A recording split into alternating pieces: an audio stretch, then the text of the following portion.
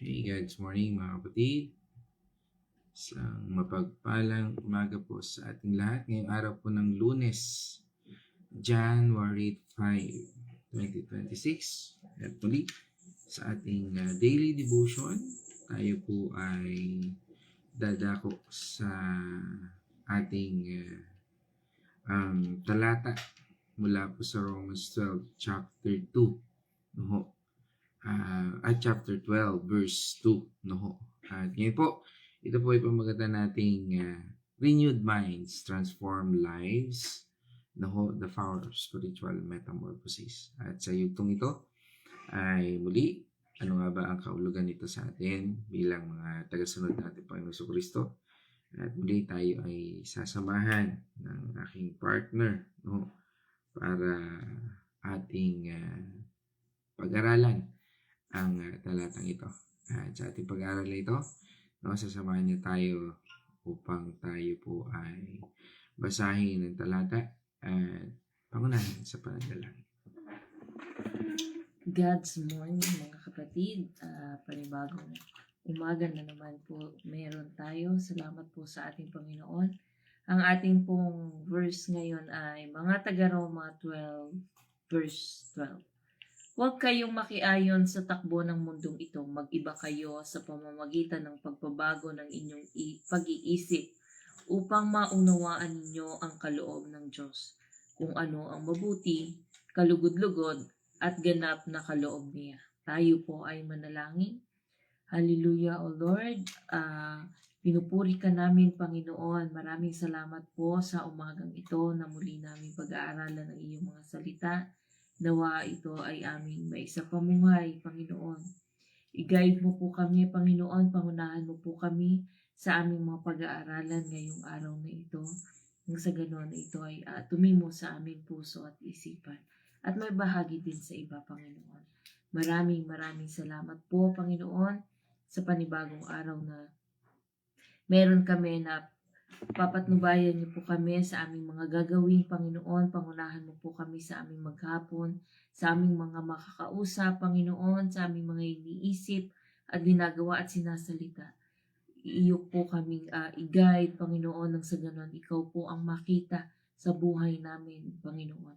Ikaw po ang lahat po ng lumalabas sa bibig namin ay patungkol sa iyo, Panginoon. Puro papuri sa iyo at naaayon sa kalooban mo. Maraming salamat, Panginoon, at ang lahat ng ito ay aming ipinapanalangin sa pangalan ng inyong anak na si Jesus. Amen. Amen. Praise God. At sa talatang ito, hindi sa mapagpalang umaga sa ating lahat. At sabi nga po nung talata sa Amplified Version, and do not be conformed to this world, sabi, any longer with its superficial values and customs, sabi doon, but be transformed and progressively change as you mature spiritually by the renewing of your mind. Means focusing on godly values and ethical attitude so that you may prove for yourself what the will of God is, that which is good and acceptable and perfect in His plan and purpose for you. Dito po sa ating binasang talata, at sa ating pinag-aralan, sa ating pag-aaralan ngayon, mga kapatid, minsan, naitanong ba natin sa ating sarili, sa ating, tayo ba ay tunay? O tunay ba tayo sumusunod talaga sa ating Panginoon Kristo? O unconsciously, nagiging makamundo na rin tayo. Kasi sa panahon ngayon, ang daming, sabi nga ay Christian, na sa salita lang, Christian. Pero sa gawa, parang walang pinagkaiba sa mga unbeliever o hindi talaga sumusunod sa ating Panginoon Kristo. Kaya nga, madalas, we need to check ourselves. Ano nga ba itong reality check sa buhay natin? madalas priority natin ang likes at followers kaysa sa paglago sa pananampalataya. Madalas din sa ating buhay o madalas ang priority natin mga material na bagay kaysa sa pagiging generous at mapagbigay. Sa ating buhay nito, madalas din na sariling kagustuhan kaysa sa pagsunod sa kalooban ng Diyos.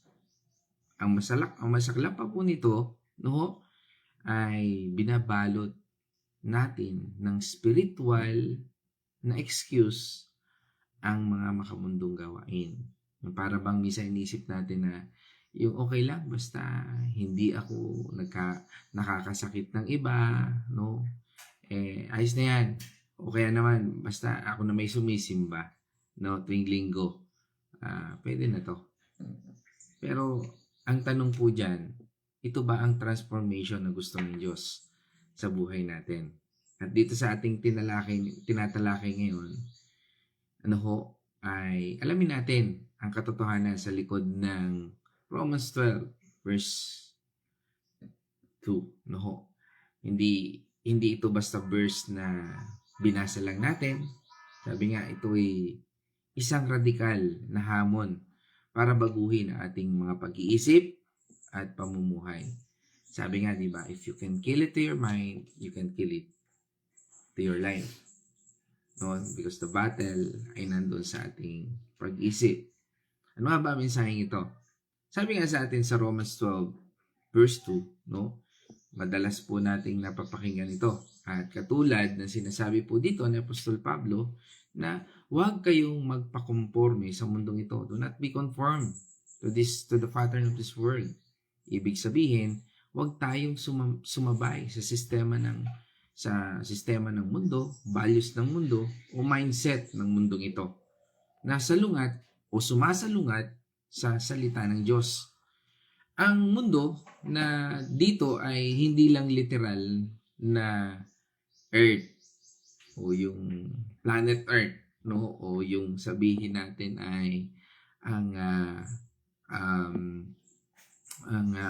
ating kinalalagyan ngayon, no? Sabi nga, kundi ito po ay mga makasalanang kultura, no, sa buhay natin. Ano nga ba yung mga makasalanang kultura? Ano ba yung mundong ito? No, isipin natin, no, parang normal na lang ba talaga ang korupsyon sa mundong ito? Normal na lang ba talaga ang kasamaan sa mundong ito? Yan po. That's the sinful nature. Excuse me po. O yung sinasabi natin materialism o pride, no? At sabi nga, anumang bagay o lahat ng bagay na naglalayo sa atin sa Panginoon, ito yon, no? O anumang bagay na naglalayo sa atin sa Diyos, yan po yung sinasabing mga makamundong bagay, no? Pero dito po sa ating talata, ay may counter May counter command at napakaganda ho ng talatang ito na maging reminder sa atin dahil ito ay nagtuturo sa atin at nagpapakita rin o nag-i-expose kung anong mundo ito. Pero ang counter command nga po dito ay sabi doon, magbago tayo sa pamamagitan ng pagpapanibago ng ating isip. Sabi, renew your mind. Renew your mind. Do not conform to the pattern of this world, but by renewing our mind. Magpanibagong isip po tayo. Hindi basta behavior modification ang goal dito, kundi spiritual metamorphosis. Parang caterpillar, di ba, yung uod, hanggang sa maging butterfly. Paano? Hindi natin siya kayang gawin mag-isa, kundi sa tulong ng Banal na Espiritu, the Holy Spirit. Kailangan ang daily nating i-renew ang mindset natin, no? Sa pamamagitan ng una, pagbabasa ng salita ng Panginoon Diyos. Kaya po kailangan natin laging basahin ang salita ng Panginoon Diyos. Ito yung nagbibigay sa atin ng kalakasan. Di ba sabi sa atin sa John 17, verse 17? Italaga mo sila sa pamamagitan ng katotohanan, ang salita mo ang katotohanan. Sabi doon, di ba? Italaga mo sila sa espiritu ng katotohanan. Kaya kung hindi tayo nagbabasa ng salita ng Panginoon Diyos, hindi rin natin makikita ang katotohanan. Hindi rin natin maunawaan kung ano talaga ang mensahe sa atin ng Panginoon Diyos. Ikalawa, pagdarasal at pagsunod sa leading ng Spirit, ng Holy Spirit. Kailangan po natin na lagi o habang sa lahat ng mga desisyon natin o gagawin natin ngayong araw na ito, panalangin natin. At sumunod tayo sa leading ng Holy Spirit. Sabi nga sa atin, di ba, ng Galatians chapter 5 verse 16. Sinasabi ko ito sa inyo, ang Espiritu ang gawin ninyong patnubay sa inyong buhay at hindi kayo magiging alipin ng hiling ng laman. Amen. No? At ikatlo, pag-iwas sa mga bagay na nagpapadilim sa discernment. No? Ano ho ito? Sabi nga, itong tatlong bagay na ito ang siyang magbibigay sa atin ng lakas. Pagbabasa ng salita ng Biblia, pagdarasal, at pagsunod sa leading ng Holy Spirit. At ikatlo, pag-iwas sa mga bagay na nagpapadilim sa discernment natin. Kasi kung tayo ay nasasanay sa mundo, parang di ba kung hindi tayo sanay sa mga bagay na alam nating mali, no? Tapos nakasama natin yung mga tao sa paligid natin na ginagawa ang mali. Parang hindi na natin okay na, nagiging okay na lang yung hindi okay. Parang ano ba yung pelikula na it's okay not to be okay. Parang ganon, di ba? That's the word eh. That's the influence of this word. Pag ang pinapanood natin, it's okay not to be okay. You need to be yan ba yung nagpapalapit sa isa Panginoon Diyos o nagpapalayo sa Panginoon Diyos? Maaring dumidilim na ang discernment na ibinibigay sa atin ng Panginoon Diyos. Kaya nga sabi sa atin ng 1 John chapter 2 verse 15 up to 16. Huwag ninyong ibigin ang sanlibutan o mga bagay na nasa sanlibutan. Ang umiibig sa sanlibutan ay hindi umiibig sa Ama. 16. Ang lahat ng nasa sanlibutan, ang masasamang nasa ng laman, ang nasa mga mata at mga pagmamalaki sa mundong ito ay hindi nagmula sa Ama kundi sa sanlibutan. Amen. So yun po yun ang sinasabi sa atin. Ano ang resulta kung ating pipiliin na sumunod sa kalooban ng Diyos o sa salita ng Panginoon Diyos o kung gagawin natin ang mga bagay nito? Sabi nga po dito, mauunawaan natin ang kalooban ng Diyos. Mauunawaan natin kung ano ang mabuti, kalugod-lugod, at kung ano yung perfecto sa paningin ng Diyos. Tandaan po natin, hindi mystery ang will ng ating Panginoon Diyos. Ito po'y nagiging malinaw habang nagtitiwala tayo sa Kanya at nagpapakababa sa Kanyang proseso. Kaya nga pag tayo ay nakikita natin ang isang bagay sa buhay natin o yung salita ng Panginoon Diyos, kapag sinusunod natin ito, ay kaya pala, ganito pala. That's how God works, or that's how the Word of God works in our lives.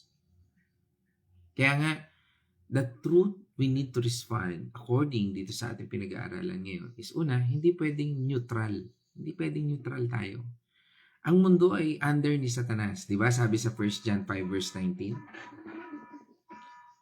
Alam nating tayo'y mga anak ng Diyos kahit na sa buong sanlibutan ay nasa kapangyarihan ng dyablo. Amen. Andyan si Satanas. Kaya kapag nag-conform tayo, unconsciously, sumasamba tayo sa kanyang sistema. Kaya nga, di ba, if you still worry, you worship Satan. Kung ikaw ay laging nag-aalala, natatakot, na you worship Satan. Kaya nga, kailangan po maging intentional tayo sa pagpili ng values, priorities, at habits natin. We need to choose God in all our ways, thinking and saying. Ikalawa, transformation is a lifestyle, not a one-time event. Kaya nga, pag pinili nating magsundin sa ang ating Panginoon Jesucristo, the progress is start. Yes, you're saved.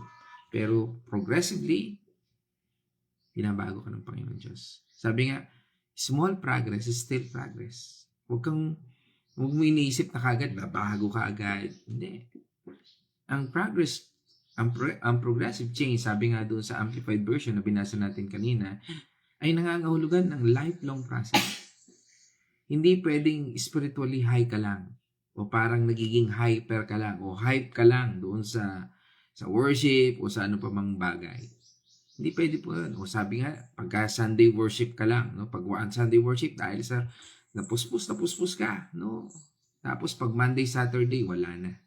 Balik na sa dating gawi. Dapat consistent ang pakikipag-transact natin sa ating Panginoon Diyos. Ikatlo, renewed minds ay equivalent sa spiritual discernment. Kapag patuloy natin, lagi nating nire-renew ating isipan, ay kita natin, nagiging matatag ang spiritual discernment natin. Kapag ang isip natin ay nakasalig sa truth o sa katotohanan ng Bible, mas madaling makikilala natin ang boses ng Diyos versus sa voices o sa boses ng sarili nating kalooban. Halimbawa, kapag pinipilit natin ang mundo na magpakasaya, no, sa kasalanan, no, ang renewed mind natin ay nagsasabi na mas masarap ang peace ni God kaysa sa temporary na ginhawang ito. Mas pinipili natin to choose this kind of peace. Kaya nga mga kapatid, bilang practical response natin sa ating pag-aaral na ito ngayon, maglaan tayo ng mind renewed time araw-araw. Paano po yun? Patuloy po tayo magbasa ng Biblia. Mag-journal tayo ng mga verses nating nababasa. At patuloy po tayong manalangin. Panalangin natin kay Lord, alisin mo yung mga worldly thinking na to. At i-reveal mo, Panginoon, anumang kino-confirm. Maaring ito ay kino-confirm ko na hindi ayon sa'yo. I-reveal mo ito, Panginoon. I-audit natin, no? Ang mga influences natin. Ano ating mga pinapanood, pinapakinggan, o ano yung mga binabasa natin. Tingnan natin, suriin natin. Nagbibuild ba ito ng faith o nagpapalunod sa worldly mindset? Maging cultural po tayo o countercultural. Halimbawa, kapag uso ang revenge, piliin mo ng forgiveness. O kapag nandyan sa isip mo yung magigigante ako, piliin mo yung forgiveness. Kapag normalize ang premarital sex, yung parang okay na lang yung mga premarital sex, no? Maging pure. Huwag kang sumali sa ganon. Kapag ang success ay defined ng pera, ituring ang faithfulness ni God na pinakamalaking kayamanan. Kaya mga kapatid, sa aral natin ito, bilang pagtatapos, ang transformation ay hindi para maging perfect tayo. Hindi para mas lalong mag-reflect o mai-reflect natin ang karakter ng ating Panginoong Jesucristo sa mundong ito. Kaya nga mga kapatid, a renewed minds isn't just a better attitude. It's a supernatural lens to see God's will where others see chaos. Kung ang mundong ito, nakikita nila ang mga chaos na ito, sinusunod nila ang chaos na ito. Pero ang renewed mind ay nakikita natin how God is faithful to all of us. Kaya mga kapatid, sa ating pagtatapos, nawa, tayo po ay napagpala ng ating aral mula dito sa Romans 12, verse 2, na pinamagatan natin, renewed minds, transform lives, the power of spiritual metamorphosis. Ganyan naman, mga kapatid, tayo po ay dadako sa Wednesday's reflection. God's morning mga kapatid, dito po sa ating napag-aralan sa Romans 12 verse 2. Ito po ay isang malaking hamon sa atin na madalas tayong nahuhulog sa bitag ng pagsunod sa agos ng mundo. Minsan po kung ano na lang yung nasa harapan natin, kung ano na lang yung uso, nakikiayon tayo kahit alam naman natin na mali. Kaya po dapat maging mapagmatsyag tayo. Kagaya po ng paghahabol sa mga material na bagay, pag-aalala kung ano ang iniisip ng iba, lagi po nating iniisip kung ano yung sasabihin ng iba. Kaya ang gagawin natin kung ano yung mas kalugod-lugod sa iba, yun po yung gagawin natin, which is mali. Dapat po kung ano yung kalugod-lugod sa ating Panginoon, yun po yung ating gagawin. At ang mga pagiging abala sa mga bagay na panandalian lamang. Ngunit ang talatang ito po ay nagpapaalala sa atin na may mas mataas na pamantayan. Mataas na pamantayan ang kalooban ng Diyos. Ito ay nangangailangan ng patuloy ng pagbabago ng pag-iisip, isang proseso ng pag-alis sa mundo ng kaisipan at pagpapalit nito sa mga kaisipang nakasentro sa ating Panginoon. Kailangan nating maging mapagmatsyag sa mga impluwensya na humuhubog sa atin, kagaya ng humuhubog sa ating mga desisyon, kagaya sa mga social media, yung mga napapanood natin sa TV, at yung mga usapan sa paligid natin. Ito po ay maaaring maging hadlang sa ating paglago, sa ating pananampalataya. Sa halip na hayaan na ang mga ito ay diktahan tayo sa ating mga paglapit sa ating Panginoon, hayaan po natin na lumapit po tayo sa ating Panginoon at ang Panginoon po ang mag-guide sa buhay po natin, kagaya po ng palagi nating pananalangin na ang Panginoon, hinahayaan natin na ang Panginoon mag-guide sa atin. Ang Panginoon ang magkaroon ng desisyon para sa buhay natin. Tayo po ay susunod lamang sa Panginoon.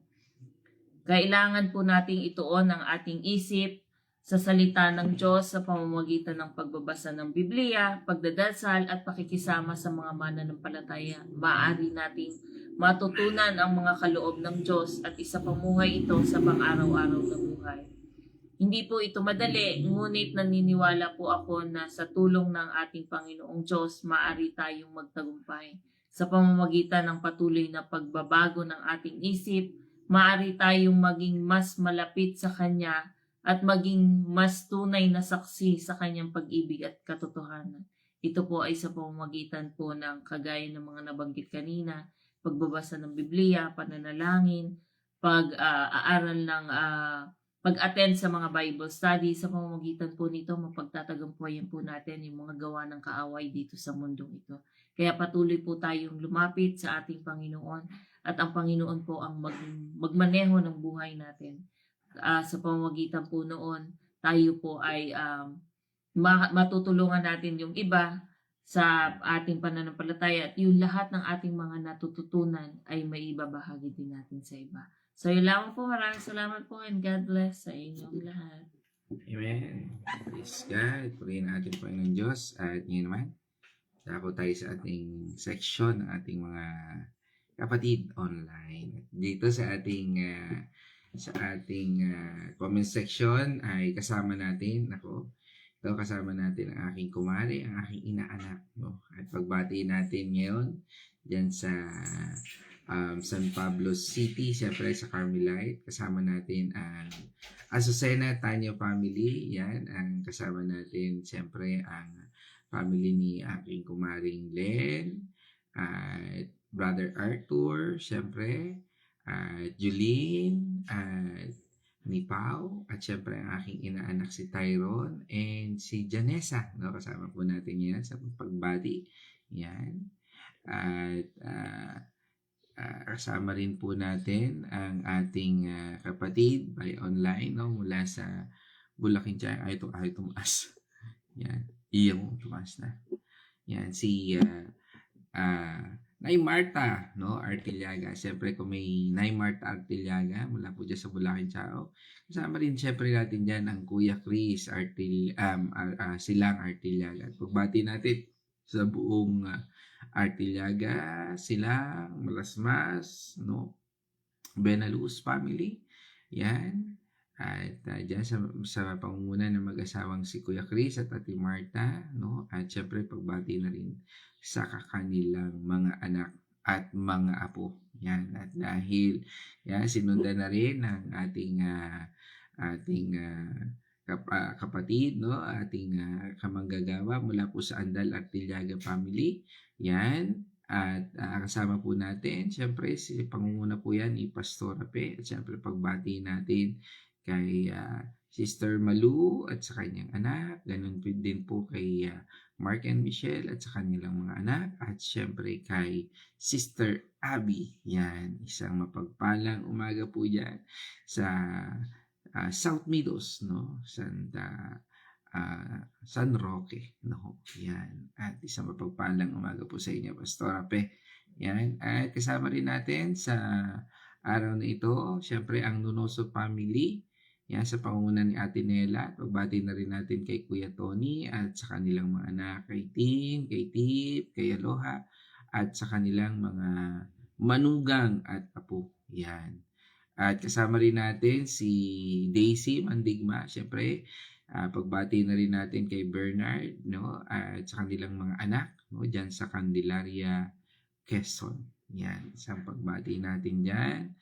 At syempre, yan, pagbati rin natin kay Sister Maria Fe at syempre kay Brother Ian sa mag-asawang ito na Sister Maria Fe ay mula po sa Israel pa, no? Yan, pagbati natin diyan sa Israel, isang ang bayang pinili, no? Yan, na ating Panginoon Diyos, no? At yan, kasama natin at syempre pagbati sa buong Alejandrino Artillaga family at syempre sa kanilang mga magagandang anak. Yan. At kasama rin natin from Bulacan Chaang uli, balik tayo. Kasama natin si Nay Gloria Benaluz. No, at pagbati rin natin syempre sa kanyang anak kay Joseph, no, Kapus. Yan, sa mapagpalang umaga po. At syempre from naman tayo, from bayan ng Liliw, ang bayan ng Magiliw, sa pangunguna po ni Nay Edna Arosena. Yan, isang pagbati po sa inyong mga anak, manugang, at inyong mga apo. God's morning po. At kasama rin po natin syempre ang aking magandang nanay, Corazon Getgano Mercado. Yan, mula po sa Santa Rosa, Laguna. At pagbati na rin natin sa lahat ng Getgano Mercado saan mang dako ng mundo. Yan, marami po kasi. Yan, at yan, Lord, thank you po sa kalakasan na ipinagkaloob mo at pag-iingat sa aming buong magdamag. Thank you, Lord. Yan, at ayan, Marta Artillaga, yan. Kasama rin po natin from Dubai, no? Bagong profile, di ko nakilala. Yan, si Sister Maria Bonalos, yan, sa Dubai. Kasama natin sa mapagpalang umaga, kapatid. Yan, at pagbati sa lahat ng pamilya. Yan, at from Pampanga, kasama muli natin si Cindy Mercado, si Ate Cindy, yan. Isang pagbati sa iyo. Happy New Year, Merry Christmas, at lahat-lahat na. Yan. At from Bacolod City, kasama po natin, siyempre, ang Pius family. Isang mapagpalang umaga po sa buong pamilya, Kuya George, at sa inyong mga anak, at kung may mga apo na. Yan. At siyempre, pagbati rin po natin dito kay from Dolores Quezon, tama ba? Kay Tatay Victor and Nanay TC. Yan. God's morning po. Yan. At, yan. Sino pa? Yan, kasama rin natin si Sister Lisel Dalangin sa pagbati dyan sa Villa Escudero. Kay, mula sa mag-asawa, kay Kuya Hector at kay Ate Lisel at sa kanilang mga anak, isang mapagpalang umaga po sa inyo. Yan. At from Cotabato City. Yan, kasama rin natin ang aking pinsan, si Ate Judith Brigule Chua. Yan, diyan. At pagbati natin sa buong Chua. At Brigule, siyempre Getgano, family dyan sa Cotabato City. Yan, isang mapagpalang umaga po. At kay, siyempre, that's all. Wala na. Yan.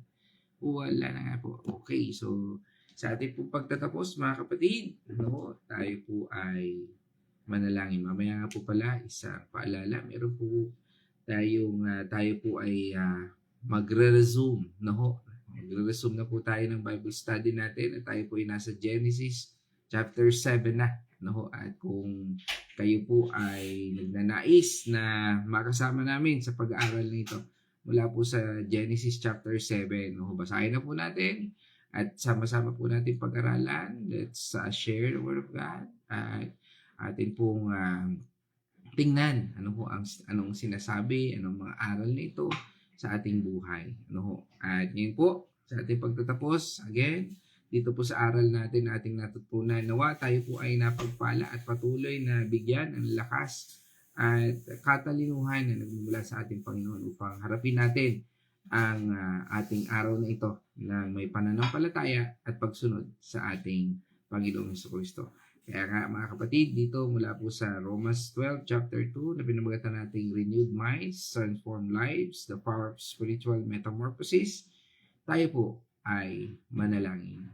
O manaming Diyos na makapangyarihan, banal na Espiritu na siyang tunay na guro na sa amin, Panginoon, ay nagtuturo. Okay, Lord, at sa iyong nag-iisang anak na si Jesucristo na aming Panginoon at tagapagligtas.